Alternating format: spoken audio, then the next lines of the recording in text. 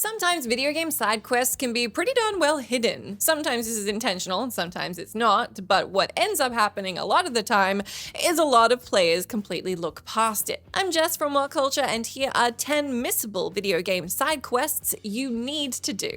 Number 10, go rustling with Uncle, Red Dead Redemption 2. Red Dead Redemption 2's Vandalin gang is a colorful bunch. They all have their own unique personalities, likes, dislikes, interests, and random activities that Arthur can go join to get to know them a little better. Most of these companion activities are hard to miss. As long as you visit the camp regularly and talk with each person, sooner or later they'll invite you to hang out. The only exception to this rule is Uncle, whose special side mission happens at such specific time frames, a lot of people don't even know they exist. Unlike most companion hangouts, the activity with Uncle is the only one that's triggered during night hours. The player has to approach the old drunk between midnight and 3 in the morning in Chapter 4, or else they're not able to do his side quest. Since this is the only exception to that rule, and obviously that time frame is pretty short, not to mention inconvenient, being that it's midnight to 3 in the morning, a lot of players understandably miss this one. It's a shame though, because the mission is a lot of fun. It's got branching paths dealing with the consequences of Uncle's cattle rustling, and plenty of the old man's classic lumbago-fueled tomfoolery. Number 9, Kid in a Fridge, Fallout 4. Fallout 4's world map is absolutely enormous, and it's incredibly detailed. It's pretty darn hard for even the most dedicated of gamers to explore every little thing it has to offer, especially in this particular case, where there's a little ghoul kid trapped inside a fridge. The aptly named quest, A Kid in the Fridge, might be the most overlooked quest in the game, due to it being located on the very western edge of the map, where most players wouldn't go. And more importantly, because in order to trigger it, you have to catch the muffled screams of help coming out of a random fridge in the middle of nowhere. If you do though, it turns out that inside the fridge is a ghoulified child who's apparently spent the entire 200 years after the bombs fell trying to get out of his cold coffin. The child will ask you to help him find his parents, and what follows is a bizarre and fun quest line where you try and avoid a nasty slaver gang and then miraculously reunite the child with his family after more than 2 centuries of separation. And before you ask, yes, the fridge is a clear reference to the Kingdom of the Crystal Skull. Number 8, Dragon Bride, The Sims Medieval. Despite being a fantasy spin-off of The Sims Medieval doesn't really feature all the weird occult bits and pieces that we know and love from other Sims iterations. Only a handful of quests in the game deal with supernatural creatures, like genies and zombies, so you might feel like the game isn't really utilizing its magical setting to its full extent. In reality though, what probably happened is that you missed these mythical quests because they were hidden from you. Although the mechanic is never explained, The Sims Medieval includes several hidden quests that appear only if your kingdom has specific stats, in this case, at a particularly low level. These quests reflect your kingdom's deficits in knowledge, safety, and health, with unique crises that have you deal with legendary monsters like witches, warlocks, and even a dragon. Of all of them, the dragon quest is the most unheard of and unencountered if you don't know how to get it. And this is because it only comes about if you have a low intelligence stat, and that's a stat that you have a bunch of beginner missions designed to boost. You have to consciously avoid intelligence-based missions if you want to start the dragon quest, but it is definitely worth it, as it can grant you a legendary trait, and you can even marry the dragon if you seduce it as a bard, and why wouldn't you do that?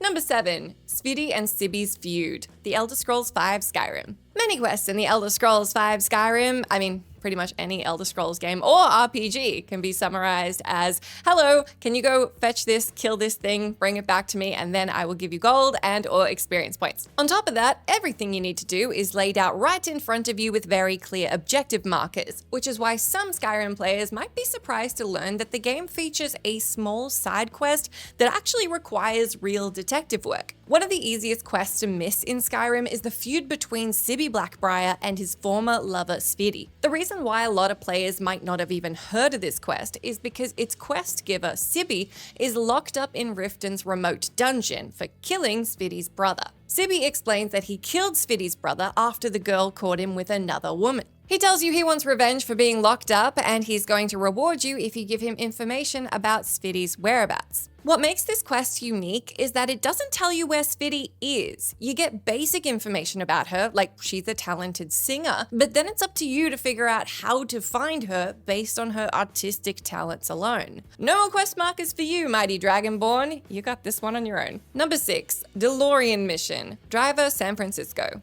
Driver San Francisco introduced a semi-supernatural element into the series by having its main protagonist switch vehicles by possessing the bodies of other drivers. It technically happens in a coma-induced dream, but it's still weird since the dream helps him solve a real case. However, Tanner's dream adventures aren't the only strange occurrence in the game. There's also a secret Back to the Future mission that comes with a special, and you're gonna want this, Easter egg. Since the game features a DeLorean in its collection of possessable cars, it only makes sense that it would reference the classic time travel movies in some way or another. Indeed, if you possess a DeLorean and then go above 88 miles per hour like Doc and Marty, the machine will actually jump in time. A time travel animation will play, and then you'll unlock a classic time trial that perfectly copies the parking lot mission from the original Driver. The Easter egg is a treat for Driver and Back to the Future fans alike, and the mission it unlocks is definitely worth doing, if only to relive the challenge and nostalgia of the original game with modern graphics and driving mechanics. Number 5, A Mysterious Passenger, The Witcher 3. The Witcher 3 pays attention to detail in the most unexpected of ways. In this particular instance,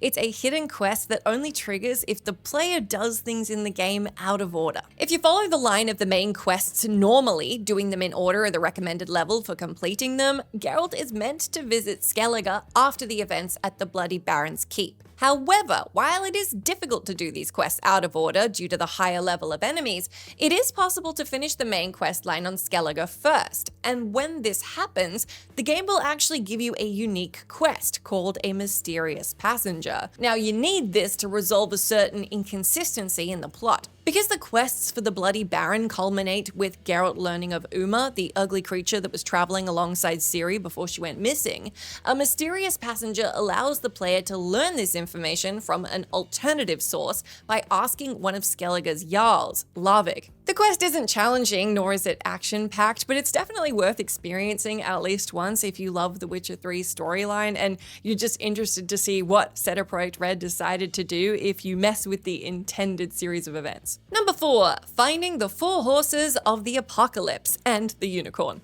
Red Dead Redemption Undead Nightmare. Many people are still deeply saddened by the fact that Red Dead Redemption 2 is yet to receive its version of the original's Weird West DLC, Undead Nightmare. Although a proper cowboy zombie apocalypse with modern graphics would be excellent, there are still things you can discover in the first game's DLC that you might not have found, like the hidden quest for a unicorn. As you travel the undead-riddled desert, you can find some particularly odd-looking horses, including those with green skin, a pale translucent body, and flaming hooves. As soon as you tame one, you learn these special horses are the mounts of the 4 horsemen of the apocalypse, offering powerful supernatural abilities to those brave enough to break them. Now, you might think that these horses are where the rabbit hole ends, but in reality, it's actually just the beginning. You see, collecting the horses enables you to summon an even more legendary mount, and that is a unicorn. Of course, you can only get said unicorn after you slay a chupacabra in Mexico.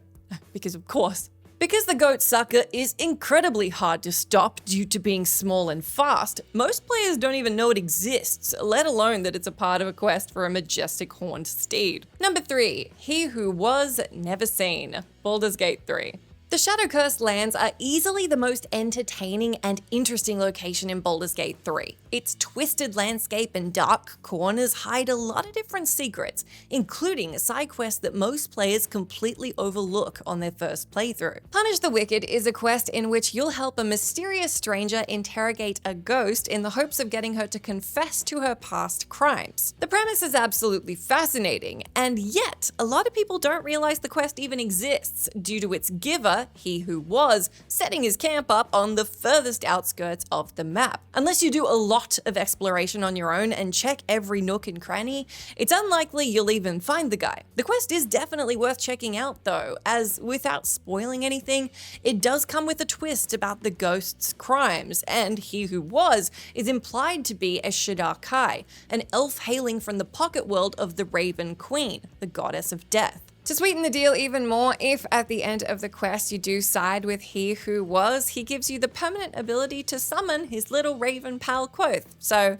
that's cool. Number 2, classic inspiration, Fallout New Vegas. Fallout New Vegas is just way too big to fully complete on a single playthrough. It's impossible to make every single choice, especially since some of them are locked behind a skill requirement, such as, for example, the quest to restore Michelangelo's passion for neon signs. Classic inspiration is one of the most easily missed quests in the game, due to it requiring 2 specific things, both of which a lot of players can't be bothered to do. The first one is to visit Michelangelo's workshop, which is located in the mostly forgotten back area of the strip, and then you need to extort him for money with a speech check. The other is then to have a sudden change of heart and have at least 55 medicine skill to diagnose Michael with agoraphobia. This oddly specific sequence of actions will trigger the artist to reveal that he lost his passion for sign making, and then he'll ask you to rekindle his artistic spirit by escorting him across the Mojave while he snaps pictures of the wasteland's famous landmarks. The quest is a unique trip across the desert that lets you take a little break from the usual chaos of the ongoing war. Unfortunately, it is also really easy to miss, and so many players don't even realize it exists, but now you do. Number 1, Feed the Cat, Cyberpunk 2077. According to the lore of Cyberpunk 2077, the reason why you don't see many pets on the streets of Night City is because they've all been outlawed. That said, it is possible for V to get her hands on her very own cat, but you can only do so if you finish a quest that a lot of people don't even know exists. The mission in question starts with the player discovering a note inside a random trash can near the apartment.